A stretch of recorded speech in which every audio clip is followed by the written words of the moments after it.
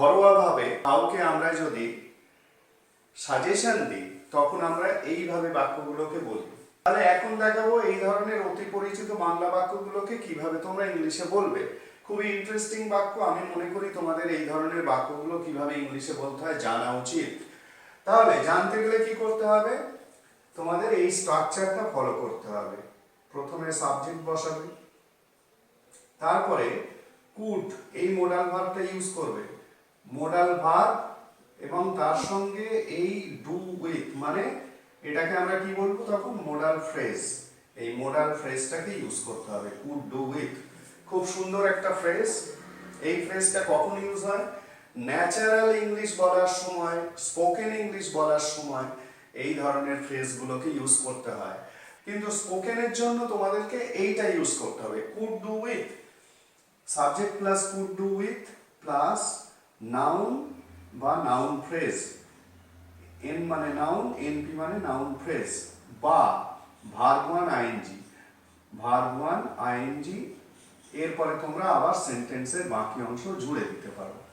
ঠিক আছে, verb one ING মানে হচ্ছে তোমরা মানে যে সাজেশনটা দিচ্ছ সেই সাজেশনটা যদি কোনো কাজের ব্যাপারে হয়, যেমন বাইরে একটু ঘুরে আসা যেত, এখানে দেখো ঘোরার ব্যাপারে বলা হয়েছে, সাজেশনটা ঘুরে আসা এইটার ব্যাপারে বলা হচ্ছে, তার মানে অ্যাকশনের উপর সাজেশনটা দেওয়া হচ্ছে, কাজের উপর, তাহলে সেক্ষেত্রে ভার্ব আইএনজি হবে, এই ঘুরে আসা ভার্ব আইএনজি হবে। ঠিক আছে, আর বাক্যগুলো অন্যভাবে বলা যেত এটা তো বললাম আমি, সেটাতে আসছি পরে।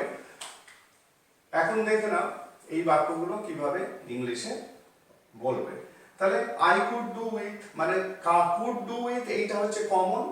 এইবারে সাবজেক্টটা তোমরা চেঞ্জ করবে যেভাবে বলবে, তবে এই ধরনের বাক্যগুলোর ক্ষেত্রে সাধারণত সাবজেক্ট আই উই, কেননা আমি কাউকে সাজেস্ট করছি, ঠিক আছে, আমরা কাউকে সাজেস্ট করছি, তাহলে একটু বিশ্রাম নেওয়া যেত, মানে আমার একটু বিশ্রাম নেওয়া যেত বা আমাদের একটু বিশ্রাম নেওয়া যেত। ঠিক আছে, এইভাবেই বাক্যগুলো বলা হচ্ছে।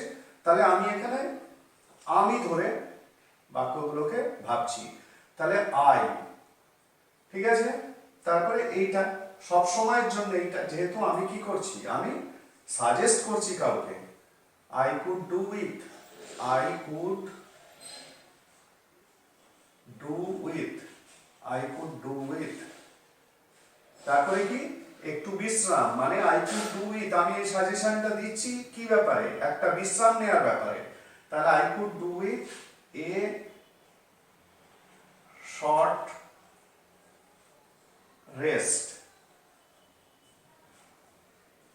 ঠিক আছে, তোমরা যদি নেয়া এই অ্যাকশনটাকে ধরে সাজেশনটা করতে চাও, তাহলে I could do with taking a short rest, এভাবেও বলতে পারো। তাহলে একটু বিশ্রাম নেওয়া যেত, ইংলিশে কি বলবে, I could do with a short rest. পরেরটা, বন্ধুদের সাথে একটু আড্ডা দেওয়া যেত। ঠিক আছে, এখানেও আমি আই ধরছি, আমার বন্ধুদের সাথে একটু আড্ডা দেওয়া যেত, তাহলে I could do with, I could do with hanging out মানে আড্ডা দেয়া, hanging out with friends। ঠিক আছে, খুবই প্রচলিত বাক্য, কেউ না কেউ এই ধরনের বাক্যগুলো কোনো না কোনো সময় বলছেই। তো এই বাক্যগুলো তোমাদের মুখ থেকেও বার হচ্ছে, তাহলে এই বাক্যগুলোকে এইভাবে ইংলিশে বলবে, I could do with hanging out with friends, বন্ধুদের সাথে একটু আড্ডা দেওয়া যেত, একটু হাঁটা যেত। ঠিক আছে, I could do with, I could do with, I could do with a noun phrase বসাও, short walk, short walk, I could do with a short walk, একটু হাঁটা যেত। তাহলে তোমাদেরকে যদি জিজ্ঞাসা করি যে একটু ঘুমানো যেত, ইংলিশে কি বলবে, একেবারে এইভাবেই বলো, এই স্ট্রাকচার যেরকম ভাবে এখানে এইটাকে করা হয়েছে, তাহলে I could do with a short slip. ঠিক আছে, একটু ঘুমানো যেত।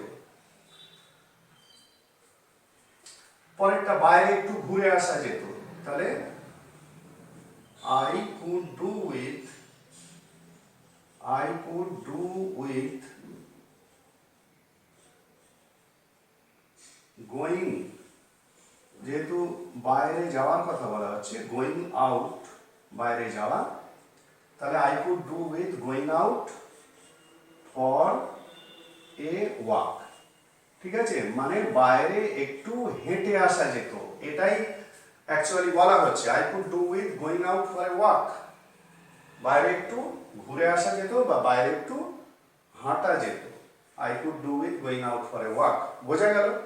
তাহলে এই যে একটা ইন্টারেস্টিং মোডাল ফ্রেজ, এই ফ্রেজটা দিয়ে এই ধরনের বাক্যগুলো বলা হয় কাউকে যখন সাজেশন দেয়া হচ্ছে, মানে সাজেশনটা দিচ্ছ নিজের ইচ্ছা ওপর ভিত্তি করে। এইবারে দেখো এই বাক্যগুলোকে যদি তোমরা অন্য স্ট্রাকচার ব্যবহার করে বলো, কিভাবে বলবে? স্ট্রাকচার সেটাকে এইভাবে বলো, যদি সাবজেক্ট আই ধরো তাহলে আই বসাবে, আর যদি সাবজেক্ট অন্য কেউ মানে সাবজেক্ট, তারপরে would benefit, subject plus would benefit from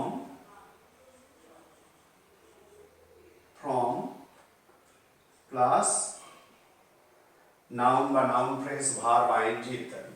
subject would benefit from plus noun বা নাউন ফ্রেজ ভার্ব আইএনজি, এই স্ট্রাকচারেও তোমরা বলতে পারো। ঠিক আছে, কিন্তু এই স্ট্রাকচারে যখন বলবে এটা অনেক বেশি ফর্মাল বা লিটারেল হয়ে যায়, তো এই স্ট্রাকচারটাই তোমাদের মনে রাখতে হবে এই ধরনের বাক্যগুলো বলার জন্য। তাহলে এখন থেকে এই ধরনের বাক্যগুলোকে এইভাবে ইংলিশে বলবে।